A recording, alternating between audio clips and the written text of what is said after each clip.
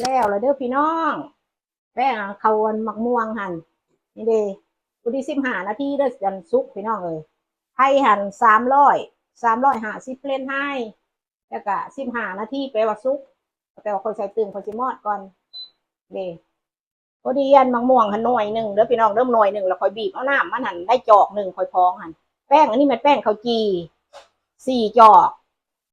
มะม่วงเลยหนึ่งค่อยบีบเอาจอกหนึ่งแล้วก็น้ำอีกน้ำนมอีกครึ่งจอกกับมันประมาณ4 เทเบิลสปูนบวงสดแกงเฮาแหละน้ำนมก็ใส่ลวดน้ำละล่าใส่ก็ได้ก็สิเอาถอกออกป่านี่เอาเบิ่งก็สิถอกออกเบิ่งเด้อก็สิถอกออกก็สิออกคือละอันนี่เดี๋ยวถอกออก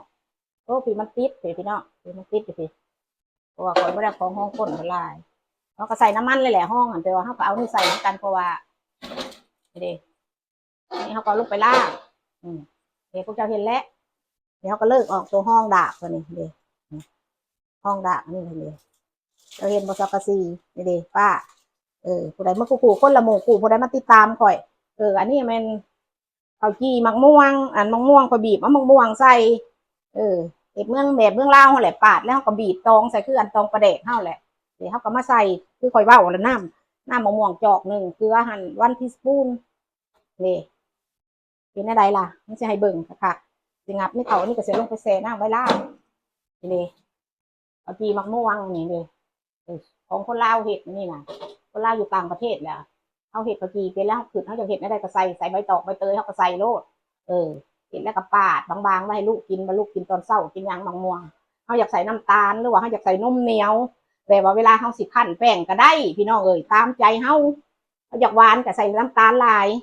มะม่วงมันหวานแล้วก็ไม่ได้ใส่ดอกเขาใส่แต่นี่แหละกันล่ะเอาดีเอ็นเด้อพี่น้องอยู่ดีไม่แห้งมาขู่คนในกะซีป้ามะม่วงอันเขาจีมะม่วงอีเล่าคนเล่านี่นะมะม่วงคนเล่าเขาจีคนเล่า